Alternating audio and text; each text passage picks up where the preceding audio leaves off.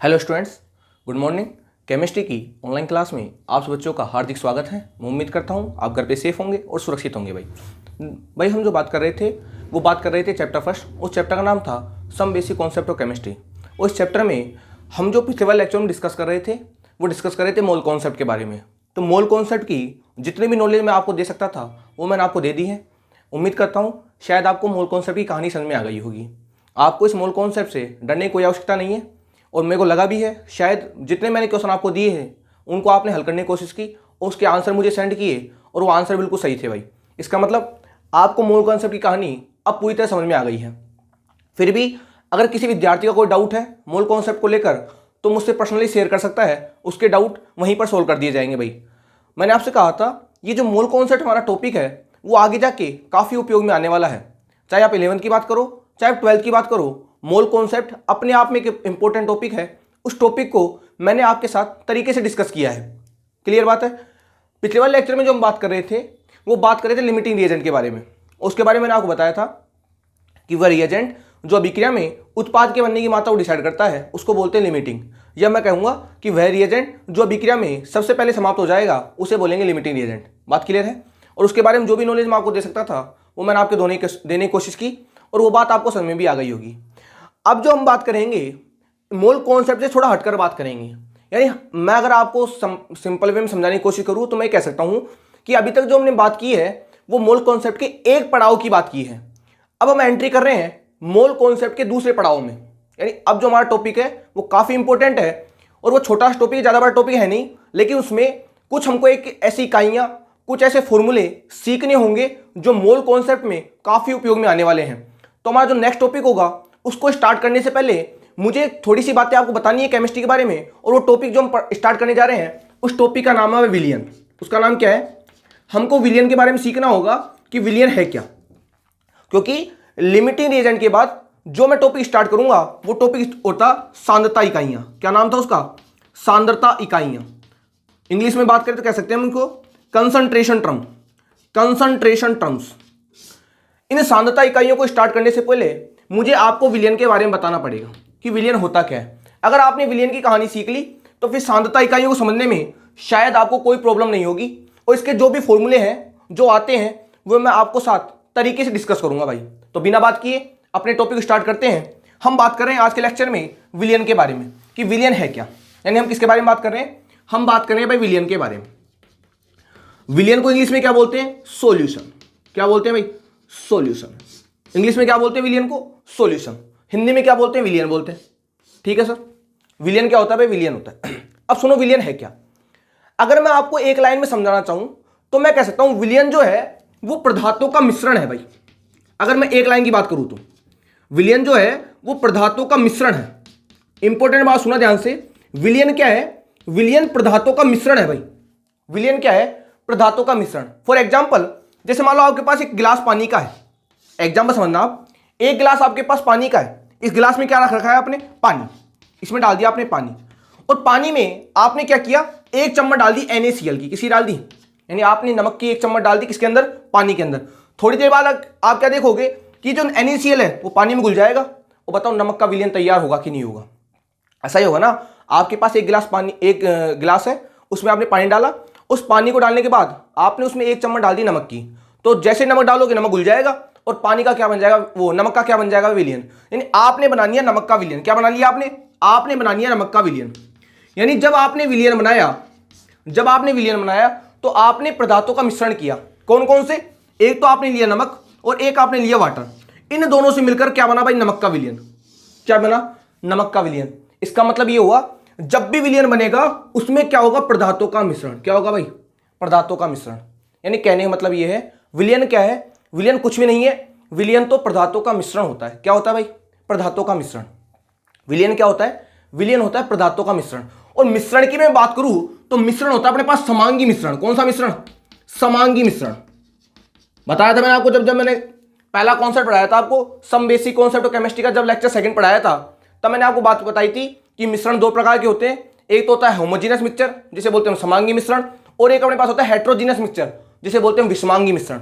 ये बात मैंने जब लेक्चर स्टार्ट हुआ था तब मैंने आपके साथ डिस्कस की थी। इसको इंग्लिश में क्या बोलते हैं? इसको बोलते हैं होमोजीनस मिक्सचर। क्या बोलते हैं? Homogeneous mixture. वापिस डिस्कस कर लेंगे, कोई समस्या वाली बात है नहीं।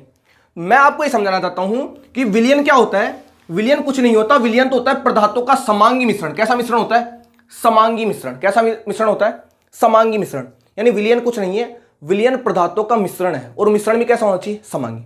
चलो सर, हमने मान लिया कि सर विलयन पदार्थों का मिश्रण है। अब समस्या ये आई कि सर अगर ये पदार्थों का मिश्रण है तो इसमें जो हम पदार्थ काम में लेंगे, भाई हम जो विलयन बनाएंगे उस विलयन में हमको पदार्थों का उपयोग करना पड़ेगा, क्योंकि हम जब दो या दो से अधिक पदार्थों को मिलाएंगे तभी तो विलयन बनेगा। और अगर हम विलयन में सब पदार्थों का उपयोग कर रहे हैं तो उन पदार्थों को क्या कहेंगे? भाई आपने जिस पदार्थों का मिश्रण बना के विलयन तैयार किया है उन पदार्थों का या उन सब्सटेंस का नाम क्या होगा जो किसका निर्माण कर रहे हैं? भाई विलयन का। अब सुनो बात ध्यान से, अगर मैं बात करूं विलयन में, तो विलयन में बेसिकली दो पदार्थ होते हैं। अगर मैं बात करूं विलयन में, तो विलयन में मुख्यतः दो पदार्थों का संयोजन होता है। एक तो होता है अपने पास विलय, एक तो क्या होता है अपने पास? विलय। इसको इंग्लिश में बोलते हैं सोल्यूट। क्या बोलते हैं भाई? सोल्यूट। और एक अपने पास होता है विलायक। एक क्या होता है अपने पास? विलायक। इसको इंग्लिश में बोलते हैं सोलवेंट। क्या बोलते हैं?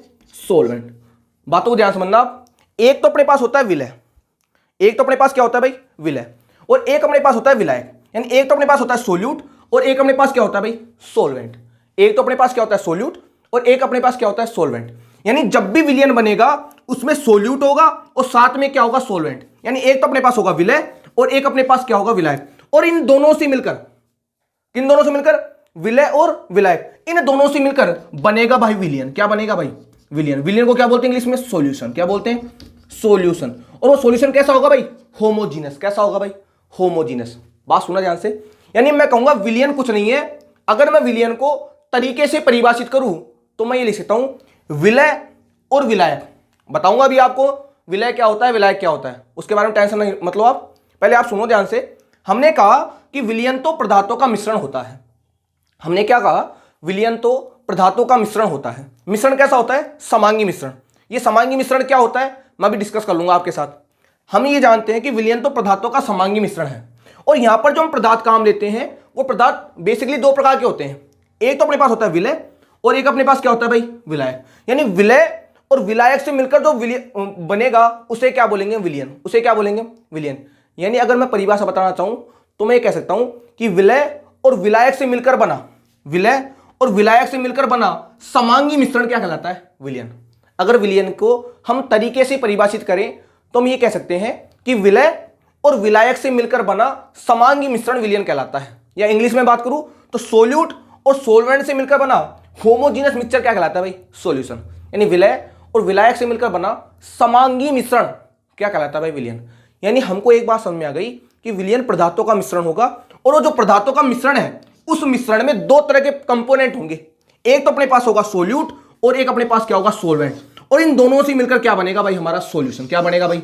सॉल्यूशन। यानी अगर आपको विलयन समझना है तो आपको पहले सोल्यूट समझना होगा, फिर आपको सोलवेंट समझना होगा। अगर आपने दोनों को मिला दिया तो जो आपके पास तैयार हो रहा है उसे बोलोगे आप विलयन। उसे क्या बोलोगे आप? विलयन। अब मैं आपको ये बताऊंगा कि सोल्यूट तो क्या होता है और सोलवेंट क्या होता है, क्योंकि अगर हमको दोनों की कहानी समझ में आ गई और हमें इस समांगी मिश्रण की कहानी समझ में आ गई तो विलयन तो समझ जाएंगे ना भाई हम। क्यों? हमारी परिभाषा क्या है कि विलय और विलायक से मिलकर बना समांगी मिश्रण विलयन कहलाता है। तो हमको पहले ही सीखना होगा कि विलय क्या होता है, फिर हमको ये सीखना होगा कि विलायक क्या होता है, तो फिर समझ में आ जाएगी कि विलयन की कहानी क्या होती है। अब सुनो ध्यान से। सबसे पहले बात कर रहा हूं मैं विलय की। किसकी बात कर रहा हूं? विलय की। सुनो पहली बात, विलय क्या होता है? जिसकी मात्रा कम होती है, जिसकी मात्रा कम होती है, पहली बात। यानी मैं कहूंगा जिसकी लेस क्वांटिटी होती है, जिसकी क्वांटिटी क्या होती है भाई? कम। बातों को समझना तरीके से, एक सामान्य से एग्जांपल से मैं इन दोनों की कहानी आपके साथ एक्सप्लेन करूंगा। पहले आप सुनो ध्यान से। विलय क्या होता है? जिसकी मात्रा कम होती है। यानी विलयन में जिसकी मात्रा कम होगी उसे बोलोगे आप विलय। उसे क्या बोलोगे? विलय। दूसरी विशेष बात इसके लिए, अगर इसकी मात्रा कम है तो इसकी मात्रा क्या होगी? जिसकी मात्रा अधिक होती है। विलायक की मात्रा क्या होगी भाई? अधिक होगी। इसकी मात्रा क्या होती है? अधिक होती है। यानी मैं कहूंगा इसकी होगी लार्ज क्वांटिटी। इसकी क्वांटिटी क्या होगी? लार्ज। यानी इसकी मात्रा ज्यादा होगी, इसकी मात्रा क्या होगी? कम। ये टॉपिक इंपॉर्टेंट नहीं है कि मात्रा कम होती है कि मात्रा ज्यादा होती है, ये स्पेशल बात नहीं है। इंपॉर्टेंट बात क्या है? सुनो ध्यान से, ये बात वेरी वेरी इंपॉर्टेंट है भाई। दूसरी बात क्या है कि जो विलयन में अपनी भौतिक अवस्था को, जो विलयन में अपनी भौतिक अवस्था को खो देता है, जो विलयन में अपनी भौतिक अवस्था को खो देता है, वो विलय कहलाता है। यानी विलय क्या होगा कि वह जो विलयन में अपनी फिजिकल स्टेट को खो देगा, यानी अपनी फिजिकल स्टेट का लॉस कर देगा, वो कहलाएगा विलय। क्या मतलब इसका, अभी समझा दूंगा आपको। इसका क्या होता है, जो विलयन में अपनी भौतिक अवस्था को, जो विलयन में अपनी भौतिक अवस्था को बनाए रखता है, जो विलयन में अपनी भौतिक अवस्था को बनाए रखता है, उसे बोलते हैं विलायक। और जो खो देता है उसे बोलते हैं विलय। उसे क्या बोलते हैं, विलय। सुना ध्यान से बात।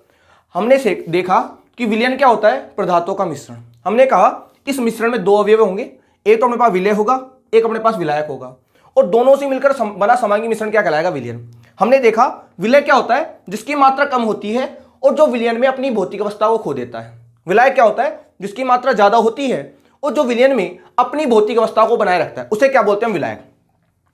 अब तुम्हारे सामने डाउट ये आ रहा होगा कि सर आपने कहा कि जिसकी मात्रा कम होती है और जो विलयन में अपनी भौतिक अवस्था को खो देता है, सर उसे विलय कहते हैं। लेकिन सर हम कैसे समझेंगे कि कहना क्या चाहता है हमसे, कि भौतिक अवस्था को खो देना का मतलब है क्या, कि इसने जो अपनी भौतिक अवस्था खोई उसका मतलब क्या है, हम किसे विलय कहेंगे, हम किसे विलायक कहेंगे।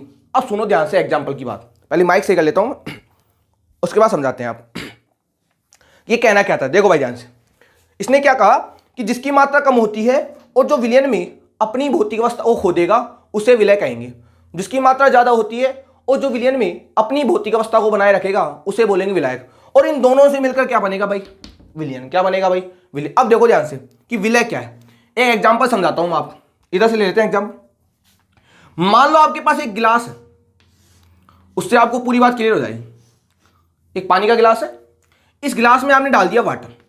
क्या डाल दिया भाई, इस गिलास में डाल दिया आपने वाटर। क्या डाल दिया, इसमें वाटर डाल दिया, वाटर। ठीक है, इस वाटर को डालने के बाद मान लो आपने इसके अंदर डाल दिया कितना, 500 ml वाटर, मान लो 500 मिलीलीटर वाटर डाल दिया आपने। अब क्या करोगे आप डाल रहे हो उसके अंदर नमक की 1 चम्मच। आपने डाल दी इसके अंदर NaCl, सोडियम क्लोराइड डाल दिया। अगर आप नमक का पानी बना रहे हो तो पानी तो ज्यादा लोगे और नमक क्या लोगे आप, कम। जब भी तो बनाओगे नमक का पानी, तो आपने एक गिलास लिया, उस गिलास में डाल दिया आपने पानी, उसमें डाल दिया आपने NaCl, यानी आपने डाल दिया सोडियम क्लोराइड, या जिसे आप साल्ट कहते हो, जिसे आप नमक कहते हो। ठीक है, इसकी मात्रा कम होगी, मान लो अपने पास 1 ग्राम है। ठीक है, आपने गिलास पानी लिया, उस गिलास पानी में आपने 500 ml पानी लिया, उस 500 ml पानी में आपने 1 ग्राम या 1 चम्मच डाल दी NaCl की, डाल दी। अब सुनो ध्यान से, परिभाषा क्या कहती है, विलय क्या होगा, जिसकी मात्रा कम होगी। अब देखो मात्रा कम इसकी है, किसकी है, इसकी मात्रा कम है। अगर इसकी मात्रा कम है, बताओ ये क्या कहलाएगा, ये कहलाएगा विलय। क्या कहलाएगा, ये कहलाएगा सोल्यूट। बताओ इसकी मात्रा ज्यादा है कि नहीं, तो ये क्या कहलाएगा हमारे पास, सोलवेंट। क्या कहलाएगा, सोलवेंट। और एक बात आप समझ लो पक्के तरीके से, वाटर जो है, H2O जो है, हमेशा विलायक का ही काम करता है। ये कभी विलय नहीं बनेगा, ये हमेशा ही क्या होता है, विलायक। यानी वाटर तो एक यूनिवर्सल विलायक है, एक सार्वभौमिक विलायक है। ये हमेशा ही विलायक का काम करता है, विलय का काम करता ही नहीं है। आपने कहा कि सर इसकी मात्रा कम थी, इसकी मात्रा ज्यादा थी, और परिभाषा के आधार पर हमने कहा जिसकी मात्रा कम होती है वो विलय होता है, और जिसकी मात्रा ज्यादा होती है वो क्या होता है, अपने पास विलायक। ठीक है, तो सर ये तो विलायक हो गया और ये अपने पास क्या हो गया, विलय। अब दूसरी बात सुनो, जो विलयन में अपनी भौतिक अवस्था को खो देता है। अब सोचो, आपने गिलास पानी का लिया, उस पानी के गिलास में आपने नमक डाल दिया। बताओ आपने जब नमक डाला था, उस नमक की अवस्था कैसी थी, ठोस अवस्था थी। हो भाई, नमक तो ठोस ही तो होता है भाई। आपने जो पानी का गिलास लिया था, उस पानी गिलास में आपने नमक डाला, तो नमक पहले कौन सी अवस्था में था, उसकी भौतिक अवस्था कौन सी थी, ठोस। कौन सी थी, ठोस। ठोस था कि नहीं था। जैसे ही आपने उसे पानी में डाला, बताओ नमक का विलयन घुलेगा नहीं घुलेगा। आपने जैसे नमक को पानी में डाला, नमक घुल जाएगा पानी में। बताओ कहीं पर आपको क्या नमक के कण दिखेंगे, क्या दिखेंगे, क्या। मैं कहूंगा जैसे ही आपने इसको इसमें डाला, इसने अपनी भौतिक अवस्था को खो दिया। जो पहले ठोस था, बताओ लिक्विड में चेंज हुआ कि नहीं हुआ। पहले आपका नमक ठोस अवस्था में था, लेकिन जैसे आपने उसे पानी में डाला, उसकी ठोस अवस्था क्या हो गई, गायब। ऐसा थोड़ी होगा कि आपने नमक पानी लिया, उस पानी में आपने नमक डाला और आपको नमक के कण तैरते हुए दिखेंगे। ऐसा थोड़ी होगा। पूरा का पूरा नमक बताओ पानी में घुलेगा नहीं घुलेगा। अगर नमक पानी में घुल गया, इसका मतलब उसने अपनी भौतिक अवस्था को क्या कर दिया, खो दिया। इसकी भौतिक अवस्था पहले ठोस थी, लेकिन जैसे आपने उसे पानी में डाला, बताओ वो द्रव में परिवर्तित हुआ कि नहीं हुआ? यानी इसने अपनी भौतिक अवस्था को विलयन में क्या कर दिया? खो दिया। तो जो अपनी भौतिक अवस्था को खो देते हैं वो क्या होते हैं भाई? विलय। क्या होते हैं? विलय। विलायक क्या होता है? जिसकी मात्रा ज्यादा होती है। देखो मात्रा ज्यादा थी यहां, विलायक होगा। दूसरी बात, जो विलयन में अपनी भौतिक अवस्था को बनाए रखता है, मेंटेन रखेगा, जैसी पहले थी वैसे ही बाद में होगी। देखो मैं कहूंगा आपने गिलास में पानी लिया था, ये पानी पहले कौन सी अवस्था में था? द्रव अवस्था में। कौन सी अवस्था में था? द्रव अवस्था में। जब आपने नमक डाल दिया तब भी पानी का कुछ बिगड़ा क्या? पानी तो पहले भी द्रव था, पानी तो अभी भी द्रव है। यानी जो भौतिक अवस्था उसकी पहले थी वही भौतिक अवस्था उसकी बाद में है। यानी द्रव, इस पानी की भौतिक अवस्था में कोई परिवर्तन नहीं हुआ। ये पहले भी द्रव था, ये अभी भी द्रव है, लेकिन बताओ इसकी भौतिक अवस्था में परिवर्तन हुआ कि नहीं हुआ? ये पहले ठोस था, जैसे आपने इसे पानी में डाला, बताओ ये द्रव बना कि नहीं बना? बना कि नहीं बना? मैं कहूंगा इसकी भौतिक अवस्था तो खत्म हो गई, इसने अपनी भौतिक अवस्था को विलयन में बनाए रखा, तो ये कहलाएगा अपने पास विलायक। ये क्या कहलाएगा? विलायक। क्या कहलाएगा? ये विलायक। यानी ये अपनी भौतिक अवस्था को विलयन में बनाए रखेगा और ये अपनी भौतिक अवस्था को विलयन में खो देगा। अरे आपने खूब ये प्रैक्टिकल घर पे किया होगा कि अगर आप पानी का गिलास लो, उस पानी गिलास में आपने पानी डाला, उसमें आप चम्मच डालो नमक की, तो नमक जानते हो पहले ठोस अवस्था में होता है, जैसे आप पानी में डालोगे बताओ लिक्विड में चेंज होगा कि नहीं होगा? यानी जो ठोस था वो किस में चेंज हो गया? लिक्विड में। यानी अब उसने अपनी भौतिक अवस्था को विलयन में क्या कर दिया? खो दिया।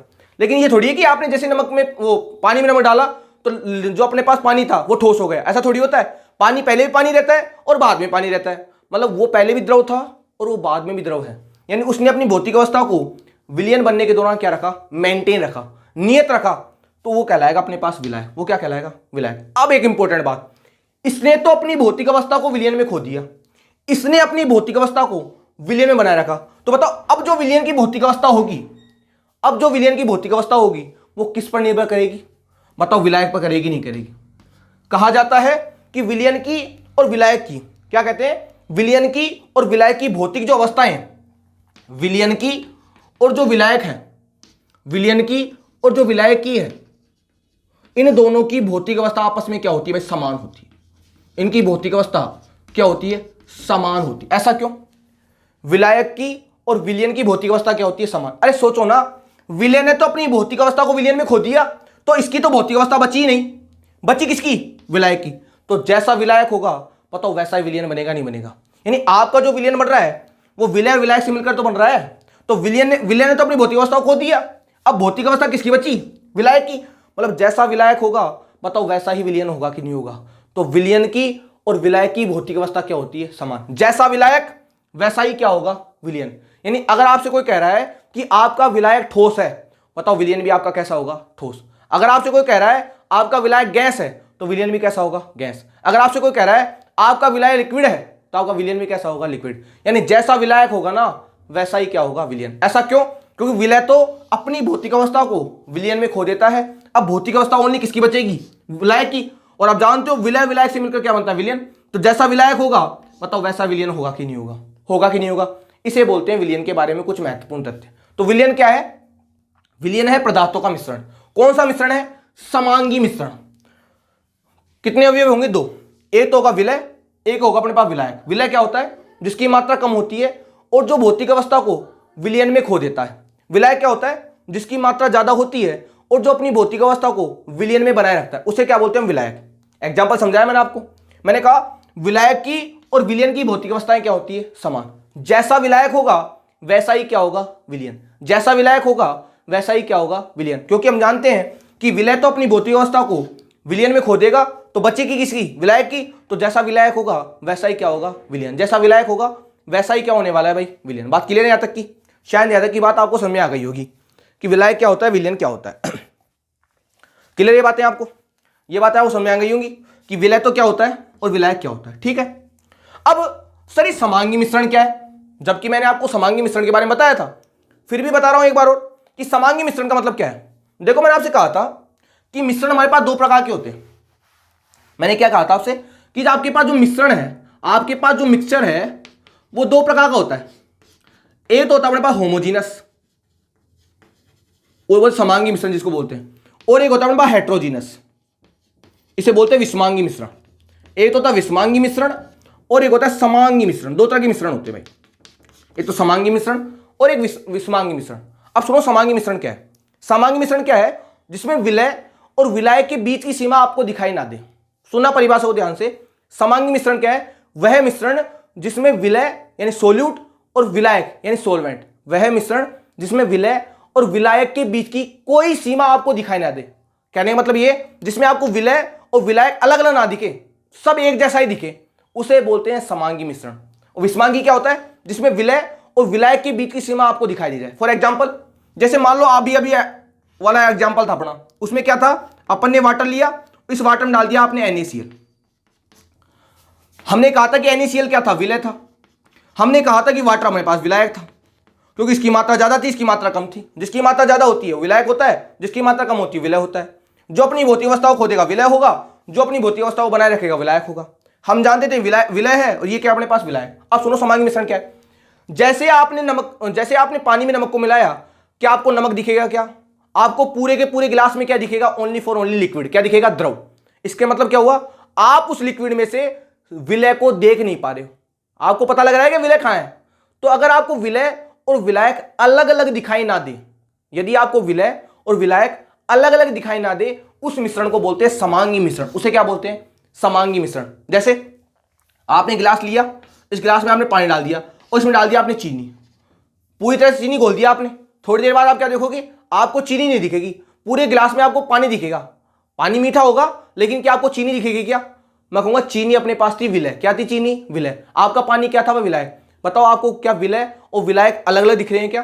तो जहां पर विलय और विलायक अलग अलग दिखाई ना दे, उसे बोलते हैं समांगी मिश्रण। उसे क्या बोलते हैं? समांगी मिश्रण। दूसरा मिश्रण कौन सा होता है? विषमांगी। फॉर एग्जाम्पल, जैसे आपने एक गिलास लिया पानी का और इस गिलास पानी में आपने डाल दी मिट्टी। क्या डाल दी भाई? सैंड। इंग्लिश में सैंड बोलते हैं मिट्टी को। आपने गिलास लिया, उस गिलास में आपने मिट्टी डाल दी। आप देखोगे मिट्टी पूरी तरह पानी में नहीं घुलती, कुछ मिट्टी तो पानी में जमा हो जाएगी, कुछ तैरेगी और कुछ घुल जाएगी। यानी आपको जब आप देखोगे दूर से, तो आपको मिट्टी के कण दूर से दिखाई देंगे। इसका मतलब क्या होगा? आपको विलय और विलायक अलग अलग दिखाई दे रहे हैं, तो उस मिश्रण को बोलेंगे विषमांगी मिश्रण। उसे क्या बोलेंगे हम? विषमांगी मिश्रण। बात क्लियर है?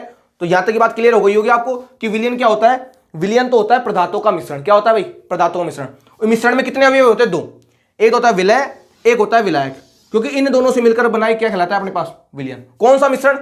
समांगी मिश्रण। हमने कहा विलय क्या होता है? जिसकी मात्रा कम होगी और जो अपनी भौतिक अवस्था को विलयन में खो देगा। विलायक क्या होता है? जिसकी मात्रा ज्यादा होगी और जो विलयन में अपनी भौतिक अवस्था को बनाए रखेगा। क्लियर बात है? यहां तक बात समझ में आ गई आपको? फिर मैं बताया आपको समांगी मिश्रण क्या होता है, विषमांगी मिश्रण क्या होता है। तो यहां तक की कहानी शायद आपको समझ में आ गई होगी। एक बात और क्या है, सुनो ध्यान से बात। भाई हमने कहा कि जो विलयन था वो पदार्थों का मिश्रण था। हमने क्या कहा कि जो विलयन था वो पदार्थों का क्या था भाई? मिश्रण। क्या था भाई? मिश्रण था। अगर ये पदार्थों का मिश्रण है तो ये जरूरी थोड़ी है कि इसमें दो ही अवयव होंगे। अवयव तो ज्यादा भी हो सकते हैं भाई। अगर आपने मिश्रण की बात की है तो मिश्रण में दो ही कंपोनेंट थोड़ी होते हैं, दो से ज्यादा भी तो हो सकते हैं। ये थोड़ी कि हमेशा दो ही होंगे। अगर आपके पास केवल और केवल दो ही कंपोनेंट है, एक विलय है और एक विलायक है, तो इसके द्वारा जो विलयन बनेगा उस विलयन को बोलेंगे द्विअंगी विलयन। क्या बोलेंगे? द्विअंगी विलयन। इंग्लिश में बात करूं तो इसे बोलते हैं बाइनरी सॉल्यूशन। क्या बोलते हैं भाई? Binary solution. कब होगा ये? यदि मिश्रण में केवल दो अवयव हैं, एक तो विलय है और एक विलायक। फॉर एग्जाम्पल जैसे NaCl प्लस वाटर, एग्जाम्पल जैसे शुगर प्लस वाटर, चीनी प्लस पानी। देखो एक तो विलय है, एक विलायक, एक विलय है, एक विलायक। यानी जिसमें केवल और केवल दो अवयव हो, एक तो विलय हो और एक विलायक हो, तो उनसे मिलकर जो विलयन बनता है उस विलयन को क्या बोलते हैं? द्विअंगी विलयन। क्या बोलते हैं उसे? द्विअंगी विलयन। ये इंग्लिश में बात करते क्या बोलते हैं उसे? Binary solution. तो द्विअंगी विलयन क्या है? जिसमें केवल एक ही विलय और एक ही विलायक होता है, उस विलयन को बोला जाता है द्विअंगी विलयन, या इंग्लिश में बोलते हैं बाइनरी सॉल्यूशन। क्या बोलते हैं? Binary solution. बात क्लियर है? यानी आप जिस विलयन की बात कर रहे हो ना, वो विलयन है ही कौन सा? द्विअंगी विलयन, क्योंकि इसमें एक तो विलय है और एक क्या है अपने पास? विलायक। यहां तक कहानी समझ आ गई आपको? लेकिन मान लो सर तीन अवयव होते, तो अगर सर कंपोनेंट हमारे पास तीन होते, हमारे पास कितने होते? तीन अवयव, तो फिर हम क्या करते? तो पहले बात तो आप सुनो ध्यान से। अगर आपके पास कंपोनेंट बढ़ रहे हैं, अगर आपके पास मिश्रण के जो पदार्थ हैं वो बढ़ रहे हैं, तो ध्यान रखना जो भी बढ़ेगा ना वो विलय बढ़ेगा, विलायक नहीं बढ़ेगा। विलायक हमेशा एक ही होता है और विलय क्या होते हैं? एक से ज्यादा। विलायक हमेशा कितना होगा? एक, और विलय क्या होगा? एक से ज्यादा होगा। यानी अगर आपसे कोई कह रहा है कि अगर एक मिश्रण है, उस मिश्रण में आपसे कह रहा है कि अगर आपके पास मिश्रण है, उस मिश्रण में तीन अवयव है। कितने अवयव हैं? तीन। तो कह देना उसके अंदर विलय कितने होंगे, 2, और विलायक कितना होगा अपने पास, 1। यानी विलायक हमेशा कितना रहेगा, 1। विलय ही बढ़ेगा, विलायक नहीं बढ़ेगा भाई, बात क्लियर है। उसे बोलेंगे त्रिअंगी विलयन। उसे क्या बोलेंगे, जिसमें 3 होते हैं उसे क्या बोलते हैं, त्रिअंगी विलयन। उसे क्या बोलेंगे, त्रिअंगी विलयन। अरे मुझे त्रिअंगी विलयन से मतलब नहीं है, मैं तो आपको ये समझाना चाहता हूं, अगर मिश्रण में पदार्थों की मात्रा बढ़ रही है तो समझ जाना किसकी मात्रा बढ़ रही है, विलय की। विलायक की मात्रा नहीं बढ़ती है, विलायक हमेशा एक ही होता है, चाहे द्विअंगी विलयन हो चाहे त्रिअंगी विलयन हो, विलायक हमेशा एक होगा। अगर द्विअंगी विलयन है तो विलय 1 होगा, अगर त्रिअंगी विलयन है तो विलय कितने होंगे, 2 होंगे, चतुरंगी विलयन है तो विलय कितने होंगे, 3 होंगे। विलायक तो कितना रहने वाला है, 1। विलायक की मात्रा चेंज नहीं होती चाहे मिश्रण कितना ही बड़ा हो, बात क्लियर है। और हम जो पढ़ेंगे वो विलयन कौन सा पढ़ेंगे भाई, द्विअंगी विलयन। क्यों पढ़ेंगे, क्योंकि हमारे पास एक तो विलय होगा और एक विलायक होगा, और इनसे मिलकर जो बनेगा उसको बोलेंगे अपन द्विअंगी विलयन, या इंग्लिश में बोलते हैं बाइनरी सॉल्यूशन। उसे क्या बोलते हैं, बाइनरी सॉल्यूशन। शायद यहां तक की कहानी आपको समझ में आ गई होगी कि मैं क्या कहना चाहता हूं।